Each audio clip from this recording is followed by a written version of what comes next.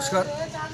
আজ দমদম উত্তরের মণ্ডল 2 এর 7 নম্বর ওয়ার্ডে 137 নম্বর পার্টে আমরা সবাইকে মিলে যোগা দিবস পালন করলাম। 12তম যোগা দিবস মোদিজি করছে, আমাদের ভারতের প্রধানমন্ত্রী।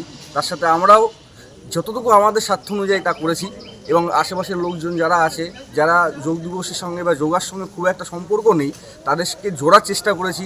তাদেরকে যোগার মাধ্যমে শরীর সচেতন যাতে রাখা যায় সেটার একটা মেসেজ পৌঁছানোর চেষ্টা করেছি। আমরা আজ এই সময় দাঁড়িয়ে সাধারণত ওয়েস্টার্ন কালচার দ্বারা প্রভাবিত হয়ে বিভিন্ন রকম শারীরিক ব্যায়ামের দিকে ঝুঁকি, তবে আমাদের ভারতের যেটা গর্ব, ভারতের যেটা সম্পদ যোগা, যার মাধ্যমে শুধু শরীর নয় আত্মাও ভালো থাকে। এটাই আমাদের প্রধানমন্ত্রী মোদিজির বক্তব্য, শরীরের সাথে আত্মা তার একটা সংযোগ।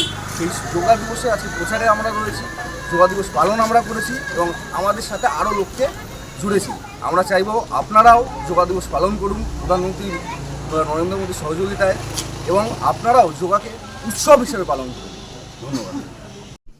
আজ 21শে জুন অর্থাৎ 12তম যোগা দিবস উপলক্ষে আজকের বিভিন্ন জায়গা থেকে বহু মায়েরা এবং পুরুষ, বাচ্চা, ছোট বড় সবাইকে নিয়ে আজকে যোগা দিবস পালনের উৎসব পালন করতে এসে খুব আনন্দিত যে আজকে বিভিন্ন জায়গা থেকে মায়েরা এসেছেন এবং পুরুষ বিভাগে থেকে ছোট বড় সবাই এসেছেন।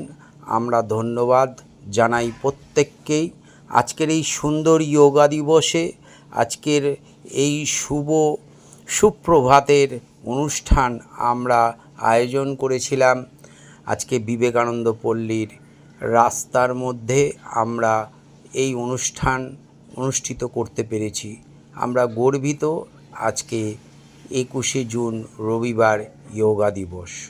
আজকে এই যোগা দিবসে প্রাণায়ামের মাধ্যম দিয়ে যে ব্রিদিং, মানুষ যদি ব্রিদিং শ্বাস প্রশ্বাস থেকে আজকে সবার প্রথম আমরা ব্যায়ামের মাধ্যম দিয়ে করে তারপরে ভুজঙ্গা আসনে সবাইকে প্রস্তুতির মুহূর্ত তাদেরকে দেখানো হচ্ছে।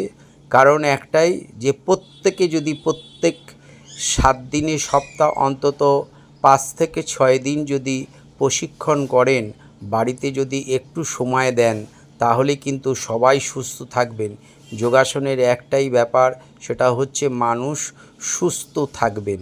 সময় নিয়ে একটু বাড়িতে যদি যোগা অভ্যাস করেন, তাহলে কিন্তু প্রত্যেকে ছোট থেকে বড় পর্যন্ত সবাই কিন্তু সুস্থ থাকবেন।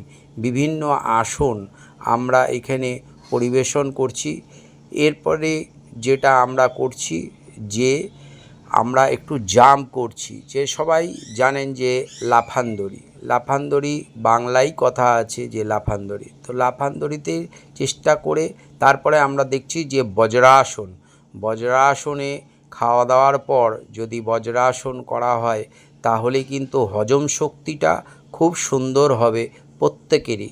যে খাওয়া দাওয়ার পর কিন্তু কেউই আমরা কিন্তু যোগা প্র্যাকটিস করি না, কিন্তু খাওয়া দাওয়ার পরে এই আসনটি যদি করেন, তাহলে কিন্তু শরীরটা সুস্থ থাকবে। আমরা প্রত্যেক মুহূর্তে আমরা যে সমস্ত ব্যায়াম এই কিছু মুহূর্তের জন্য আজকে যে পরিবেশন করলাম, আমাদের ছাত্রছাত্রীরা এবং বিভিন্ন জায়গা থেকে ছাত্রছাত্রীরা এখানে এসেছে, তাদেরকে ধন্যবাদ জানাই আজকের এই সুন্দর অনুষ্ঠানে।